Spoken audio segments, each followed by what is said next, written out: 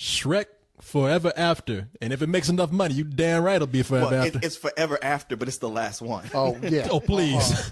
Do you actually believe them when they say that? Well, all I know is with the third one, they said, okay, we got 4 more Shrek properties. And this was one in the Christmas episode. And there's supposed to be like spinoff with Donkey and another one with Puss in Boots. Yeah, which will be their own other series of films, which will feature Shrek. So, come on. Well, we'll see. We'll see. Yeah, you can call it Donkey all you want, but it's, it's small print and Shrek. Hey, come on, you guys got to admit, Shrek's kind of running out of gas here. Well, Corey and I were joking during the movie when it was over. We're like, you know what? Like, look at who the stars of this film are. Cameron Diaz. Mike Myers and Eddie Murphy, who, are constantly having to turn stuff down. They're so besieged with offers these days. No, there's never going to be an end to these, of course, because they need the work. Yeah. Well, I guess it is the kind of thing where no matter how many flops they make otherwise, which seems to be all they do, they can always count on a Shrek movie to be a hit. And shit, Antonio Banderas. I know. I'm thinking at this point, Antonio Banderas looks like that cat. Yeah, right? Fat and everything. And hey, look, don't knock on Eddie Murphy. He was going to be the lead in Hamlet. You just didn't know. Oh, really? Yeah. To be or not to be. Listen, thank you. Thank you, Eddie Murphy. I'm the producer on this. Yoick. Thank you. Yoick. I knew that motherfucker. No, I knew him well. Man, just go, please. And leave the crown in the robe. I still have people trying to defend him to me saying, oh, but he was good in Dreamgirls. It's like, yep. And every minute that film gets farther and farther away in time.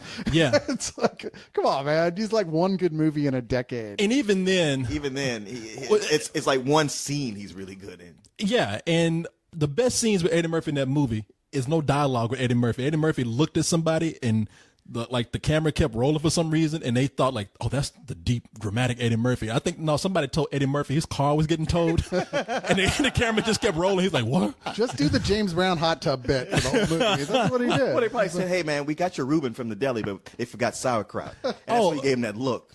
You fucking kidding me? Keep going.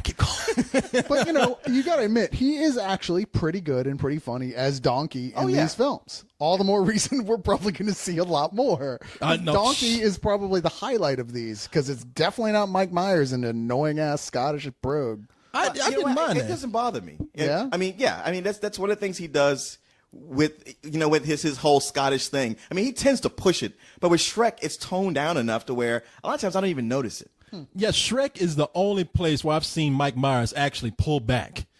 I mean, he's a giant green mean ogre, and he plays it so subtle. And I'm you got to give him credit for that. I thought about it. I mean, he's got every reason to play it as broadly as he could. And so one place he tones it down. I think before he starts talking, somebody shoots a tranquilizer gun in his neck, and it's just enough poison just to make him relax. Hey, Donkey, because everything else he annoys me in, but this I don't even see Mike Myers in this. That's one of the reasons why I like Shrek, because I didn't know it was Mike Myers.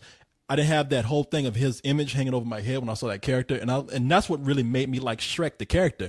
Now, speaking of that, I agree with you. Like Shrek that's just beginning to get old, man. Well, Shrek. I mean, like my feeling about this movie is like that third movie. I hate it. I thought it was a piece of shit. It was just clearly done just for the money. They had no script. Let's just get it out there. Rewatched it. I'm like, it hurts every time I see it. With this one, it's more like, okay, it's not nearly as good as the first two. The writing's just not there. Well, what's so cool? But it's just not horrible. It doesn't anger me like the third one did. But it does have that whole, the very quality of the fact that it is the episode of any given TV show when they long past when they've jumped the shark and they go, well, let's do the It's a Wonderful Life episode. Yes. That's what this is. I'm expecting Shrek 5 to be the clip show where it's just all them going, hey, you remember in Shrek 1 when we did this? And they just show you that scene. Except it would just be Donkey, and he'd be like, hey, you remember that time we did this? You remember that time? And all of them just be dead because they killed themselves having to be listening to that Donkey. And Shrek 6, they'll bring in an alien baby or something. It's a new character. That's what kills it. Well, the third one, they brought in the babies. They brought 3 of them. Yeah. No, I guess you're right. With this one, it's just that they don't really have an idea, and that's the problem with them doing these sequels. I like this one, though, because in this one, Shrek You're right. He's a father now, and being I a thought the father opening was awesome. Yeah, You know, I mean, it's Shrek. You know, you're like, yeah, the whole happily ever after. It's like, yeah, but what comes after that whole happily thing? Yes. And it's Shrek dealing with real life and kind of going through his midlife crisis. Like, hey, I got the princess, and we're married, we have kids, and. Well, Fuck. it was like what was I thinking? I liked it so much better back in my ogre frat house days. I mean, you know, it's sort of like, you know, it harkened back to The Incredibles with that. I mean, it's nowhere near on that level, but it's that kind of thing where, like, this is interesting to watch. It's kind of fun to watch Shrek go through his daily routine. Well, that's and it get old. Well, see, with this one, yeah, Shrek, he's got 3 kids now and a wife and a mortgage or something. I don't know. And he's like, man, when he goes to like a Chuck E. Cheese equivalent in this nursery rhyme land and people just get on his fucking nerves. Yeah. He says, if there's ever any time I want to be an ogre, it's now. He starts screaming at people and people just say, oh, Shrek ain't mean now. We know good old Shrek. And Shrek is yelling at everybody like, oh, he did the roar. Yeah, Shrek. And Shrek is just like, you know what? If I can't scare y'all, I'm just going to walk out on all y'all. It was Just like when you forget threw the chair back on the old Joe. Yeah, exactly. And I threw, you know, got to a point where I threw so many chairs. Y'all was just like, oh, it's so cute. throw the chair, Corey. Throw the chair. Come on, throw the chair, Corey. Bam. I even like hit Cyrus in the face one time. He popped through the chair. He did it. That's it. That's my Corey right there. But Throw the chair. that was fun, that little kid. But now, so he's thinking like, now normally where any other guy going through this situation where he's got to get away from his family, he's thinking like, man, I remember my days when I was out like chasing women, out drinking with the boys, staying out late, and now I just got to come in and sit down and be dad. Shrek is just like, I just want to go back to my days when I was a scary ogre. Well, he runs into Rumpelstiltskin, who, if you know the nursery rhyme with him, Rumpelstiltskin is kind of a slickster. He's a con man, you know, A shyster. a shyster, if you will. You got to know his name, and with this one, everybody knows his name. So Rumpelstiltskin ain't really got no effect on anybody. In fact, he's in the back digging in trash cans, looking for food and everything. He's just close to being homeless on the street. You know, we'll trick you for food or some shit. I don't know, but so he finds an angle to like actually get Shrek. Shrek wanting his old life back. He's like, oh, you know what? I can give him his old life, and doing that, I can take over the whole kingdom. Now that's where the whole wonderful life thing comes in, because once he takes over, and Shrek, even in this, he's like, man, I wish there was a time I was a baby. And Rumpelstiltskin like, well, I'll take you back to where you were never born. And then they come back, and nursery rhyme land is all like just Skid Row at this point. Porn stores on every curb and all that kind of stuff. So better. It's turned to Potter's Town. It's Times Square before Giuliani. Yeah. I don't know. Things are going well for Rumpelstiltskin. I mean, he's dressing like Elton John every day, having a party with a bunch of witches and raves. I know. It's working out good for him. He got not 1, but 2 wigs. I mean, shit, he living large, man. 3, I think, in fact. Oh, shit. I didn't know he had it like that, son. Yeah. Cribs, Rumpelstiltskin. Check this shit out, yo. But it's just funny, like, you know, in this world where Shrek doesn't exist, Rumpelstiltskin has captured all the ogres because he's trying to capture Shrek just to make sure that Shrek there's no way he can reverse this. And you Yes. have to see what all the other ogres are like. And compared to the other ogres, Shrek is kind of a pussy. Shrek ain't shit. All these other ogres are bigger than he is. Yeah. Well, even, and uglier than he is. he's the runt. He's smaller, and they're definitely uglier. But I think it was one of those like, hey man, he's got that thing, that joie de vivre, you know. He's good at what he's good at what he does. He's tiny like Jackie Chan, but he'll still kick your ass. Yeah, this is a pre-Civil War nursery land before Lincoln came in and freed all the ogres. They're all slaves to Rumpelstiltskin in this. But of course, you know, the big thing is like we've got to go back and try and, you know, find something that ties right back into the first film. And here, once again, to break the curse, it's the same thing he had to do in the first one, except now you've got to see this whole game happen all over again. Like, they hate each other. They hate each other. Him and his girl, oh, wait, they're falling for each other. And, you know, I hate to say it, but maybe that was the strength of the first one over all the others, because that really works here. It sells. In fact, I thought Fiona was pretty fucking hot in this one. Man, Well, she was. That's the thing. I thought, you know, once everything was resolved, I figured he'd be like, okay, now we're going to go to the store and buy you another outfit like you were wearing back in my dream. Oh, yeah, no. Because when you go back to the regular world and she looks kind of frumpy again. Yeah, You're like, yeah. let's go back to that Xeno warrior princess thing you had going, because that was hot. No, Fiona is what black men just call thick. You know, she ain't really all that bad. I mean, people would say like, you know, that's the kind of girl you get like when you got beer goggles. No, that's who I see when I do have beer goggles is Fiona or the ugly chick. Yeah, I wake up with Shrek when I'm drinking. I see see Fiona. So yeah, Fiona was hot, and she had on, like, she was all like dressed up in that little skirt and everything. Had that red hair. Yeah, a little plaid skirt, and her hair was flowing, and she had a little low cut top. And yeah, this is one point y'all can't blame me for like nailing that chick. Hey, you know what? Actually, she's the kind of chick you'd find at the Renaissance Fair, and everybody would say she's hot. No, you wouldn't nail that chick. She would nail you. having just come from a Renaissance fair, you dream of finding that chick. You find a lot of chicks who think they look like that chick, but they're just fat. Yeah, they're just fat. That's what you kind of like settling on. You're like, I know I'm not gonna find the hottest chick, but maybe I can find a nice Fiona at the Renaissance Fair. If you camp out there, your brain will, like, by the third day, start imagining that these girls are that chick. And then you wake up with... you can never leave the Renaissance Fair. Funny thing is, you wake up looking at Shrek, but when you sober up, it's Eddie Murphy. Hey! Shit! Damn, it just got worse. Even worse, you're at a furry convention or something. But you know what about these Shrek movies? When I was watching the film, I said to myself, I know exactly what's happening with this.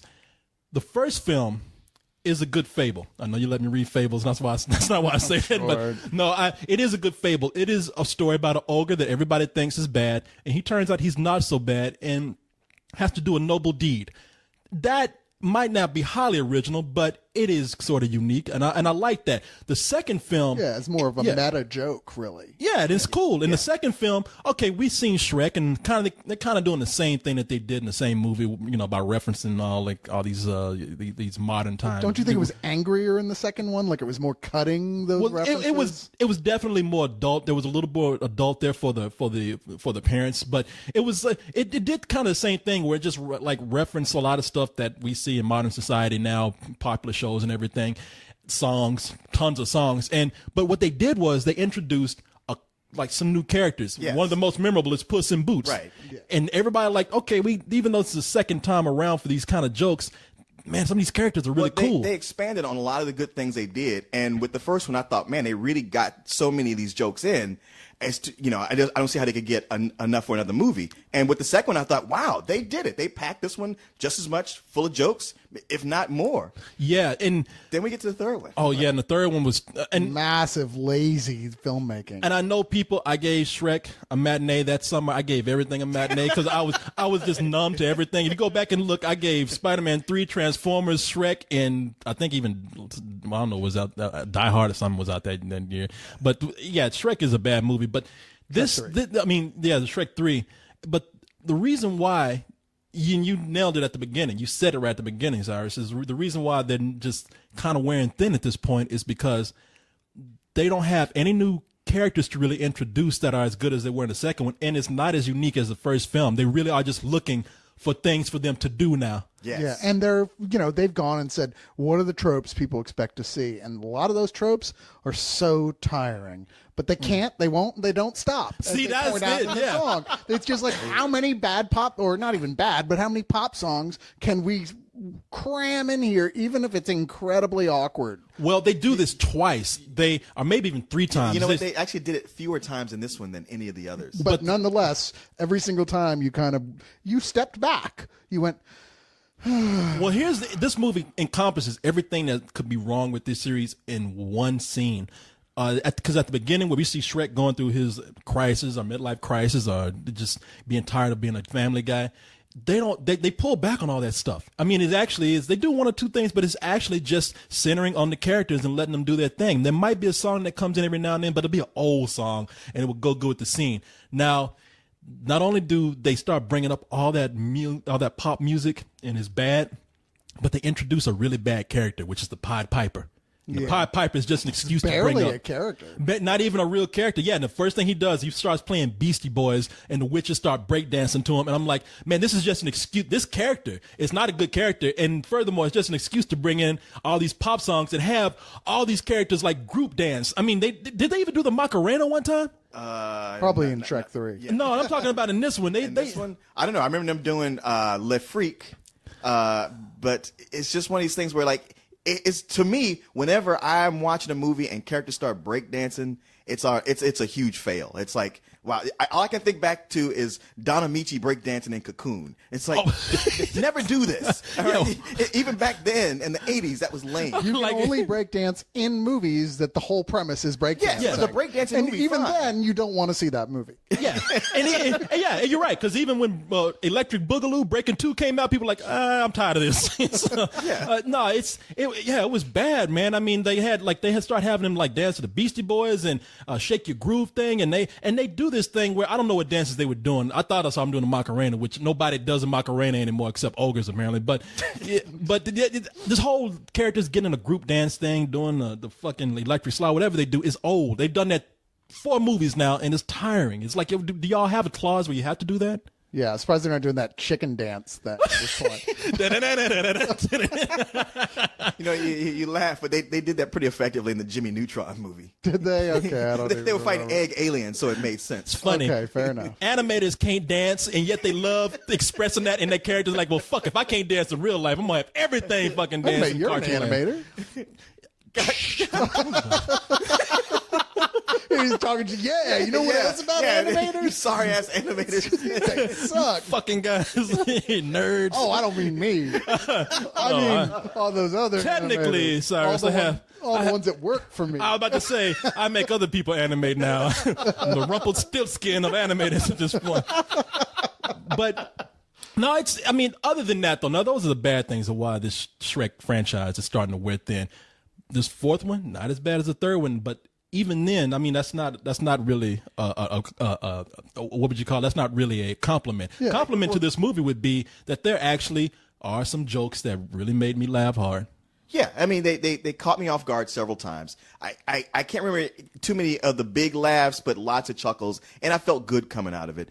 The thing I think of which would save Shrek, which, it won't, I don't make them a ton of money, but they just need to be shorter. They need to be about an hour. Like the Shrek Christmas special is actually pretty good. It's one of the better Christmas specials that's ever been made. And with this movie, it's like, you know what? If you tighten it up to just what was good, it would be about an hour long. And you go out and tell everybody, like, man, you really should watch this. Well, that's the problem, is that I can't fault the quality of the animation here, because it's just fine. It's DreamWorks doing what they've been doing lately, which is really good, especially close-ups of fabrics or textures. They're so good at that sort of thing. And the 3D works real well here, too. There was good use of 3D. Oh, yeah, I mean, it's not one of those ones like How to Train Your Dragon. It's not like, wow, but it was like, okay, that was pretty good. There's a couple moments that even made me jump a little bit. But the problem is that everything else, the actual content, is really of television quality. There's, you're like, okay, it's cute, but it's nothing I feel like that should have been made into a movie at this point, because they already made it into a movie 3 other times. There's nothing original or new enough or exciting enough here that, even though it has funny parts to it, and even though it's not torturous by any stretch of the imagination, what's the point? Well, the point is to make that cash, bitch. I mean, they know exactly what they're doing. I mean, it's when they say that, oh, this is a true Shrek movie right here. Yeah, true in that the fact that it makes you a lot of money, but other than that, I mean, I still like Shrek, the character himself. Outside of that, there's not even a whole lot for people to do here. Outside of Mike Myers doing his voice, and I thought he was good, and Cameron Diaz being able to expand her character a little bit. You got people who do voices in here. They don't have a whole lot of time to do this. Like John Cleese comes in, does a king. We have Julie Andrews as a queen again. He died in the last one, so I wouldn't expect him to stick around. Oh, did he? Oh, I couldn't remember that shit. Talk about an ironbound contract. Damn, I was like, what? Y'all killed me. I wasn't supposed to be back. Shit. Antonio Banderas is still funny as the cat, and I still find that joke funny that he does the big eyes. The big eyes gets me every time. Yeah. I admit. That's just like, I just melt just like you're supposed to, and I sit and get mad at myself. Stop it! Look away! Here's your cheeseburger. You should have seen Cyrus. Cyrus actually got up and started petting the screen when the cat came on. He's so cute. Well, I don't know if y'all noticed, because maybe they're like starting to cut the budget on these, because a lot of DreamWorks projects, especially the Shreks, have always been packed with celebrity voices. Not a whole lot of them this time. No. In fact, even Rumpelstiltskin was like, who the fuck is that? Yeah. And I actually like that guy. There's a lot of voices in here that are hidden. Like you have Kathy Griffin and Jane Lynch as witches, and this guy They say like 1 or 2 lines. Yeah, exactly. I don't say anything. The guy is named Walt Dom, who does Rumpelstiltskin. I like that character actually. He was just a little Weasley con guy, and I liked him, man. You can't even say he was evil. He's just slimy. He's evil. there's no mistaking. No, that. he was evil. The problem is he just identified with him too much. I was looking around the room like, Hey, it's not my fault you didn't read the whole contract. Instead of witches, he's got animators. He's just misunderstood, y'all. That's all. He's small and nobody likes him. He's had to fight back somehow. Now, and there's other voices in here that like. Did you look that guy up? Under the radar? What was the name was? Yeah, so Walt Dom. No, did you look him up to see what else he's done? I did because I have his name clicked right here. Let me see. I can tell you what else he's done. I saw a picture of SpongeBob and I looked him up and I was wondering if he like did a fill-in for SpongeBob. Because if you look there has been somebody else doing the SpongeBob voice. Wow, the guy. I think he's. Wow, I don't even know if he's like a guy who does a lot of voices. He looks like a writer for a lot of these things. Is he on Bolt? Let me see. Actor. Shrek the Third and Shrek Ever After. In this movie, he's more of a writer, works in the animation and art department. So they just maybe they are cutting the budget. They were like, you know what we can get for this? We can get Hugh Laurie. It's like, nah, what do you do? Well, if he worked on the other Shrek films, it might be one of those things like, man, that guy, he does the funniest voice. And they all thought he's one of those people that you just work with that actually is funny. And you go, that guy's so funny. That's what happened with Bolt with the voice of the hamster. Yeah. That's what happened with The Incredibles, with Brad Bird himself doing the voice of trying to show other people how to do the voice. He's like, fuck it, I'll just do it myself. Shit, move, shit, get out the way, goddamn. And even in Up, the director did the voice of the dog, dog squirrel. Okay.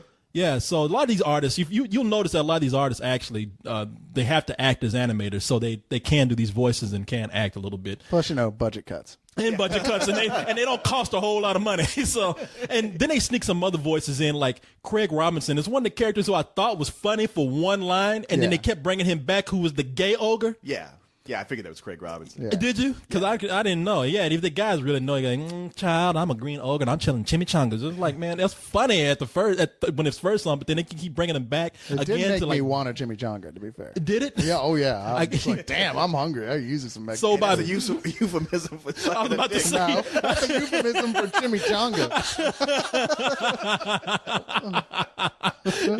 Yeah, you gonna be like looking for a big black man asking, hey, sir, could you paint yourself green tonight? every Mexican food. I have chimichangas. Yeah, but you're not gay enough. Every Mexican food can be used as an euphemism for some sort of sexual act. I guess that's true. Body I guess parts. it could. Tacos, burritos, enchiladas. They're all pretty much body parts. Damn, that's messed up. And I thought I was just horny, but apparently everybody sees it. Everyone always said it was the hot Latin blood. No, it's the food. It's the food. Yeah, they're just constantly oral sex as they eat. I know when you rub it on yourself, it feels so good. Anybody else do that? Wait, what? No, man, I did. I have to say, I did like this movie, and I want to criticize it bad because it is just made for the money.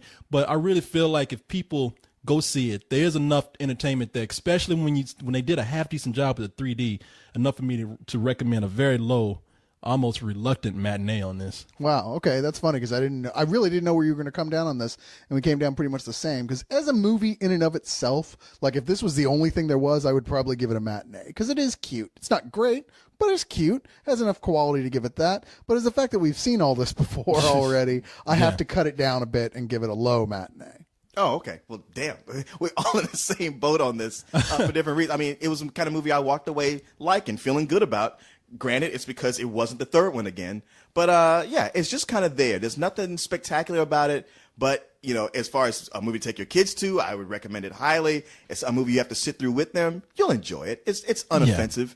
Yeah. And, it's just kind of nice. But it doesn't stretch to do anything special. And, yes, with two really good Shreks out there, it's almost pointless. So I come in at a low matinee. Yeah. At the very least, it took the bad taste of 3 out of my mouth. Yes. And I will be grateful to it for that because, oof. I know. Yeah, no. I almost feel really bad for just that summer. I just like, whatever. Man, because that was the whole thing. Go to the theater, you're going to like it, whatever. I'll tell you in this, though, it took 4 movies for me to finally realize who some of these people look like. Because it's like the King. Yeah. Have you ever noticed that the King looks like Bobcat Goldthwait? He does a little bit. A little bit. Little bit. Little bit. Okay. A little bit. I'm not gonna even try to do a Robert De Niro that disaster we had last time. Little bit. But what are you doing? But. And I will Are say, you looking at me? Are you looking at me? I'm the only one here. You must be looking at me. break my mirror. You don't wait. sound like him. Wait, it's talking. It's talking. Can I do that again? Speaking of Hugh Laurie, I thought Rumpelstiltskin kind of like Hugh Laurie a little bit. A little bit. Really? Hugh Laurie's very long and lean. Especially, he's got a really long, skinny head. Well, if you put him on a midget body, that's what I'm saying. Okay. But you say it like that. Yeah, over with a car, it looks just like him. Now you see. But here's the kicker right here. Shrek, to me, looks like Tracy Morgan. If you look at him. No. I can totally see that. Can you? If Yes. I shave his can head, absolutely see that. paint him green. What, you're saying all ogres are black people? Is that what you're saying here? Do I have to call you on this here? What about the other? Who's Fiona, right? Is that Beyonce? Is that No, Queen Latifah. Come on. You know? Like, you got to guess this shit. Can't you see them being the same movie, though? Tracy Morgan and that fucking donkey. Hey, Shrek!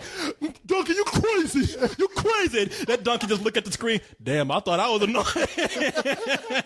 His motherfucking head. Hey, man, 10 years from now, we're going to be seeing that as a Broadway play. Starring. All those same people we just named. Starring. And Mike Myers be told to do it, and they'll make Tracy Morgan be like, I ain't doing nothing. Just spray me down green shit.